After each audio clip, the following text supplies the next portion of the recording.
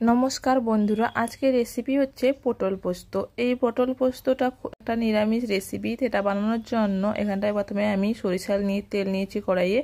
এরপর পটলগুলোকে ভেজে নেব। পটলগুলোকে ভালো করে পরিষ্কার করে কেটে নিয়েছি, এই লম্বা লম্বা করে মাঝখানে একটা সাইড কেটে নিয়েছি। এইভাবে দিয়ে লবণ দিয়ে ভালো করে ভেজে নেব। যতক্ষণ পটলটা ভাজা হচ্ছে ততক্ষণ একটা মশলা তৈরি করে নেব। তার জন্য সাদা সরিষা 1 চামচ, কালো সরিষা 1 চামচ, 2 চামচ পোস্ত ও 3 থেকে 4টা কাঁচা লঙ্কা জল দিয়ে ভালো করে একটা স্মুথ পেস্ট তৈরি করে নিতে হবে। এদিকে আমার পটলটাও ভাজা হয়ে গেছে, পটলটা সেদ্ধ হয়ে গেছে। এরপর উলটপালট করে ভালো করে পটলটাকে ভেজে নিতে হবে।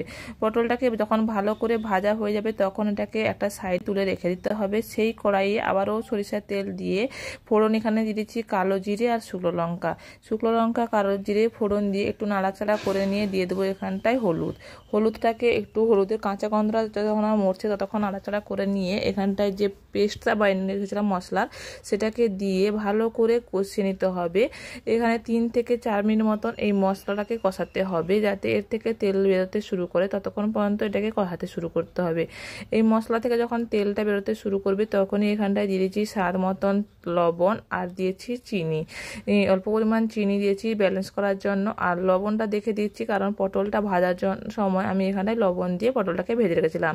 মশলাটা সুন্দর করে কষানো হয়ে গেছে। এরপর ভেজে রাখা পটলটা দিয়ে ভালো করে আরও 2 থেকে 3 মিনিট মতো নাড়াচাড়া করে কষিয়ে নিতে হবে।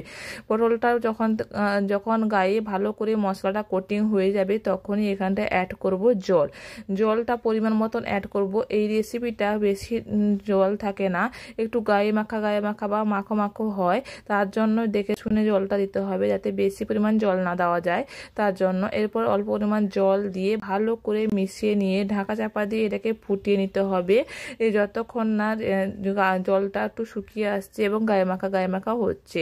এই রেসিপিটা গরম ভাতের সঙ্গে খেতে খুবই অসাধারণ লাগে। আপনারা চাইলে এই রেসিপিটা একবার বানিয়ে দেখবেন, খুবই ভালো লাগে নিরামিষ দিনে। সবসময় পটলের ঝোল, পটলের কারি এগুলো ভালো লাগে না, তার জন্য এইভাবে পটলের পোস্ত বানিয়ে রাখলে খুবই অসাধারণ লাগে। ভিডিওটা যদি আপনাদের ভালো লাগে লাইক শেয়ার করে দেবেন। Thank you for watching my video.